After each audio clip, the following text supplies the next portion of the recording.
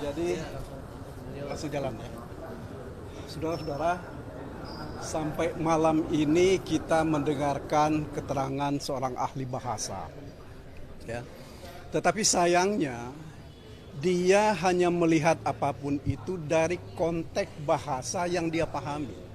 Ya. Dia tidak mau melihat dari konteks hukum, terutama berkaitan dengan surat dakwaan, yaitu dalam konteks suap menyuap, begitu juga dengan konteks dari perbuatan menghalang-halangi penyidikan.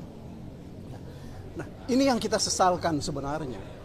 Ketika seorang ahli bahasa menerangkan satu frase, konteksnya itu mesti harus dengan surat dakwaan dan harus bicara tentang pasal dari yang didakwakan. Bukan cuma ngomong aja menurut pengetahuan dia. Karena apa yang kehadiran dia itu adalah untuk menerangkan konteks pembicaraan ini kalau dikaitkan dengan surat dakwaan, benar atau tidak. Ya. Kemudian apalagi kan seperti tadi saudara-saudara dengar bahwa ahli ini menerangkan semua yang dia terangkan itu berasal dari penyidik. Apa ya? Ya seperti apa ya? Kalau saya boleh beri istilah, dia itu seperti anak burung yang dimamahi oleh ibunya burung. Dikasih makan oleh ibunya burung. Nah itu yang terjadi. Sementara kita mau mengatakan menegakkan hukum untuk keadilan dan kebenaran. Bagaimana dia bisa menyebut konteks satu perbuatan dihubungkan dengan ketentuan undang-undang kalau dia sendiri tidak pernah membaca undang-undang yang hendak digunakan untuk menjerat orang. Ya. Tadi saya kira cukup jelas pertanyaan-pertanyaan kita. Bagaimana dia hanya bolak-balik ini menurut persepsinya dia tentang bahasa yang dia gunakan. Jadi tidak betul-betul tidak ada hubungannya dengan surat dakwaan.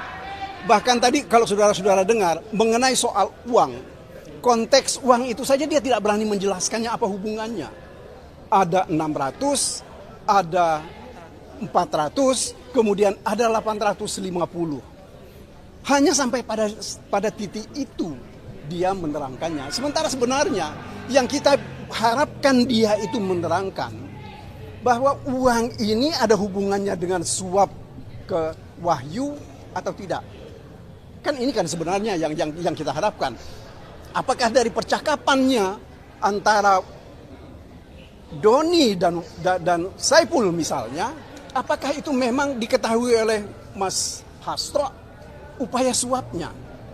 Ya kan ini kan yang dia menghindar terus dari pembicaraan tentang itu. Ya. Saya kira ini sesuatu yang sangat salah di dalam hal menghadirkan ahli. Ya. Ahli itu seharusnya kan kalau menurut ketentuan KUHP kita adalah untuk membuat terang perkara. Ya. Terang perkara itu apa? Konteksnya dengan surat dakwaan, konteksnya perbuatan-perbuatan orang ini dan keterangan-keterangan saksi. Nah itu kan yang mesti dibicarakan dan disampaikan oleh dia sebagai ahli bahasa. Tetapi ini ternyata tidak. Ya. Jadi buat saya ya, dia itu tidak menjelaskan apapun ya terkait dengan pembuktian surat dakwaan, terutama berkaitan dengan perbuatan obstruction of justice maupun juga perbuatan suap menyuap. Itu yang penting ya. Kemudian satu hal lagi ya, tadi saya secara sengaja dengan kesepakatan kami bahwa kami penasehat hukum hendak menjadikan diri kami sebagai saksi di persidangan ini. Ya. Kenapa? Karena kami ingin mengikuti ya, kegiatan yang dilakukan di dalam persidangan yang lalu, di mana penyidik menjadi saksi, penyelidik menjadi saksi, dan penyelidik menjadi ahli. Kenapa tidak kami diperkenankan sebagai penasihat hukum untuk juga menjadi saksi dalam perkara ini? Sebab saya mengikuti perkara ini dari tahun 2019. Ya. Begitu banyak catatan yang saya baca mengenai persoalan ini. Makanya seperti saya sampaikan tadi, Salah satu di antaranya yang tidak pernah jelas dan terang adalah surat perintah penyelidikan. Ya, ini harus kita curigai bahwa ini ada permainan terkait dengan surat perintah penyelidikan ini. Bagaimana mungkin surat perintah penyelidikan itu ditandatangani oleh Agus Raharjo pada tanggal 20 Desember, ketika pada saat yang sama mereka itu serah terima jabatan. Ya. Itu satu. Kemudian yang kedua, mengenai kejadian apa yang mereka sebut kejadian penghalangan penyelidikan di PT IKA.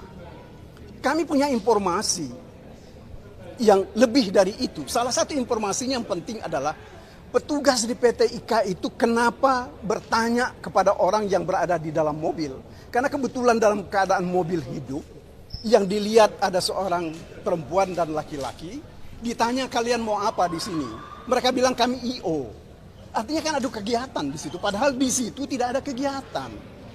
Nah, sementara besok paginya itu ada wakil presiden yang akan melakukan olahraga di situ. Ya, ini kan tidak pernah diungkap di dalam persidangan. Sehingga apa yang kita harapkan sebenarnya, kalau saya sih terus terang, saya berharap bahwa banyak hal yang kita bisa ungkap. Ya, kalau misalnya betul-betul saya diizinkan menjadi saksi dalam perkara ini. Hal lain lagi misalnya, saya nggak tahu saudara-saudara apakah mengikutinya atau tidak. Ya.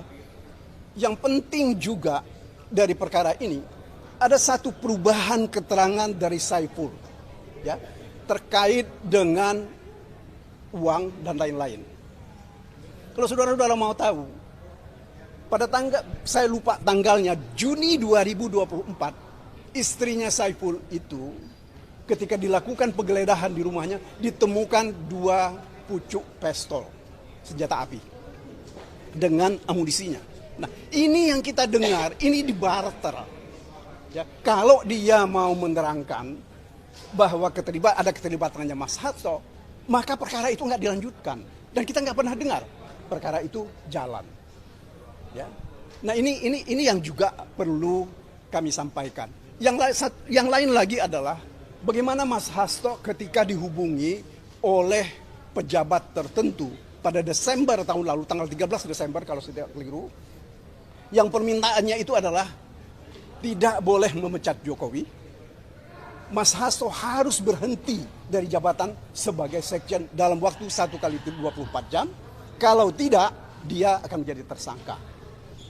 Nah, beberapa hari kemudian memang terbukti kan, ketika sesudah Jokowi dipecat, ya, ada laporan penyelidikan baru LPTK yang dibuat oleh KPK. Kemudian 4 hari kemudian kalau saya tidak keliru, Mas Hasto itu jadi tersangka, yaitu ketika tanggal 24 Desember. Ya. Dan seterusnya.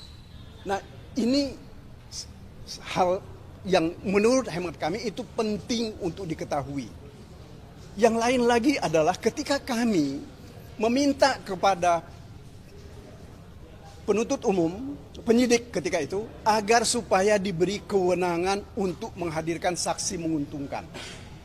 Akan tetapi ketika ketika Mas Hasto di BAP pada hari terakhir itu, kami masih katakan belum hari ini kami mengajukan. Tetapi besoknya kami ajukan surat agar supaya diberi kesempatan menghadirkan saksi menguntungkan dan juga menghadirkan ahli. Apa yang terjadi? 1 hari kemudian berkas perkara dilimpahkan dalam tahap kedua dari penyidik kepada penuntut umum. Sehingga kami tertutup kesempatan kami untuk menghadirkan saksi dan menghadirkan ahli. Kenapa? Kenapa mereka bisa cepat-cepat seperti itu? Karena kami juga sedang melakukan gugatan pra-peradilan di Pengadilan Negeri Jakarta Selatan.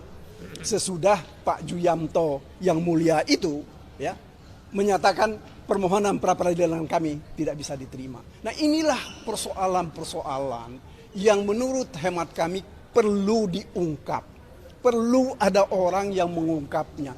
Dan ini yang tidak pernah diungkap oleh saksi-saksi yang dihadirkan oleh KPK.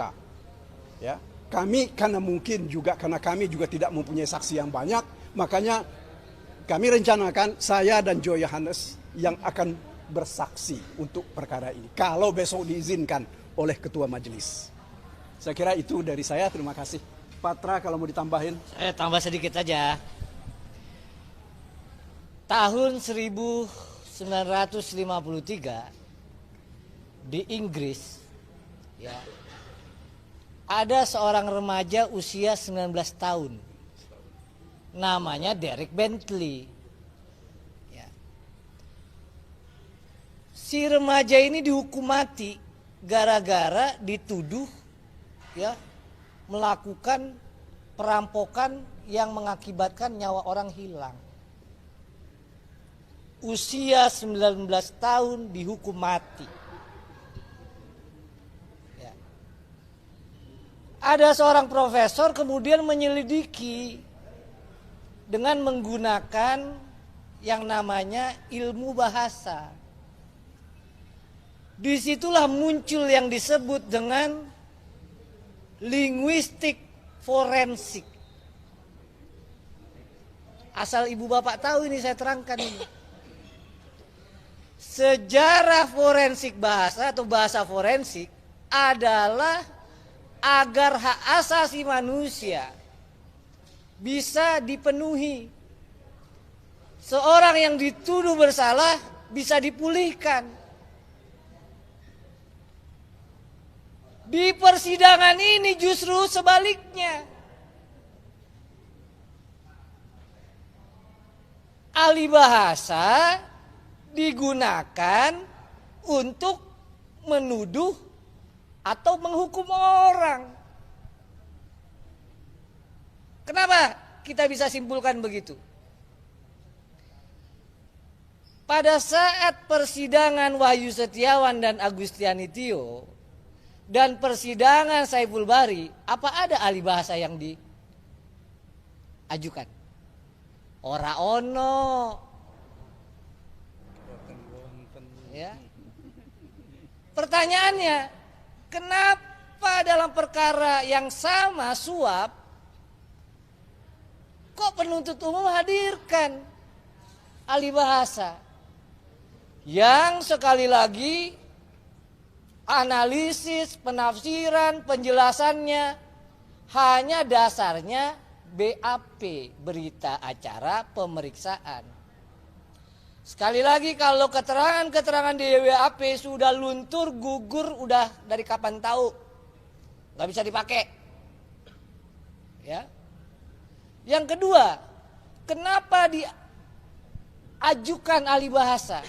Karena inilah kali kesempatan terakhir penuntut umum nih. Hari ini nih kesempatan terakhir bagi penuntut umum untuk membuktikan dakwaan. Dilihat nih bahwa keterangan saksi nggak ada yang memberatkan. Coba-coba deh kita ajukan ahli, kan gitu. Yang tujuannya menafsirkan. Ibu bapak, poin yang kedua adalah keterangan ahli tidak bisa menggantikan keterangan saksi. Mau ahli bahasa itu ngomong sampai 2 hari 2 malam, begitu saksi yang bilang enggak katanya, bukan merendam, bukan pasto, gugur itu keterangan ahli itu. Ya. Jadi poin kedua, keterangan ahli tidak bisa menggantikan keterangan saksi. Poin ketiga apa? Kalau saksi 15 tidak bisa membuktikan dakwaan, kalau 3 ahli juga nggak bisa membuktikan dakwaan, saya tanya ibu deh, yang serius betul menghadiri dan menyaksikan sidang, mestinya putusannya bebas dong. Betul, bebas. Benar nggak? Iyalah. Bapak deh, yang dari awal. Bebas. Tunjukkan sama saya keterangan saksi dari 15 yang menyatakan bahwa Pak Hasto terlibat suap. Keterangan siapa? Nggak ada. Nggak ada. Tunjukkan sama saya dari 15 saksi yang disidangkan oleh penuntut umum yang menyatakan Pak Hasto terlibat perintangan penyidikan. Ora ono. Kita Ya. Jadi ibu bapak, ya, sekali lagi tak bosan ibu bapak, ya, yang menyaksikan sidang sangat tegas, jelas, tahu, mengikuti. Tidak ada seorang saksi pun ya yang bisa menguatkan dakwaan. Karenanya kita berharap, berdoa ya Majelis Hakim berani untuk memutus Pak Hasto bebas dari segala tuntutan. Itu saja. Merdeka. Terima kasih ya. Ya. Orang ono kan? Orang ono.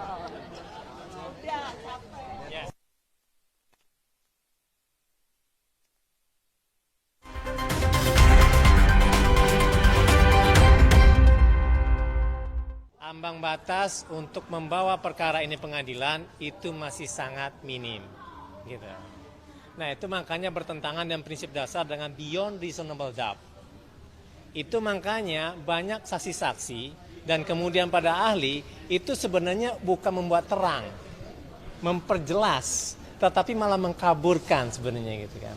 Nah, oleh sebab itu makanya dengan tingkat ambang batas tidak tercukupi dan ini masih banyak menimbulkan keraguan-keraguan, makanya prinsip dasar yang harus dipenuhi itu adalah prinsip yang dinamakan sebagai ius curios novit.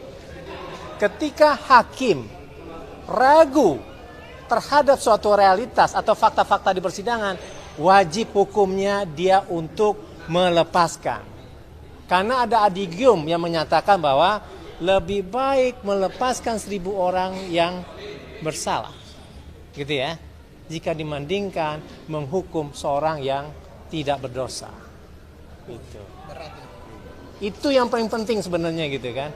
Jangan sampai, saya sudah lama mengatakan, sesuatu yang dipaksakan itu membuat penganiayaan pada hak asasi manusia. Karena dalam konteks ini sebenarnya sangat dikedepankan yang dinamakan seperti dikatakan adanya penghormatan terhadap hak asasi manusia dibandingkan konsep crime control. Kan walaupun masih ada di Indonesia dan undang-undang Indonesia menyatakan crime control atau pembinaan itu lebih dipentingkan daripada hak asasi manusia, pada saat ini yang namanya hak asasi manusia itu menjadi hal penting. Itu makanya pemberantasan tindak pidana korupsi itu untuk bertujuan untuk memastikan pemenuhan hak ekonomi sosial budaya yang bagian dari hak asasi manusia itu bisa dipenuhi. Sebenarnya itu sebenarnya, gitu kan. Nah, oleh sebab itu makanya dapat ditafsirkan bahwa pemenuhan HAM atau due process of law itu lebih tinggi dibandingkan aktivitas crime control seperti dikatakan oleh Parker sebenarnya. Jadi itu sebenarnya sudah sangat teoretik, tetapi pada intinya pada saat ini adalah banyak keraguan-keraguan yang muncul yang sebenarnya yang harus mendorong pada hakim untuk memutuskan perkara ini harus dibebaskan. Itu kira-kira. Terima kasih. Ya. Yuk, sama-sama.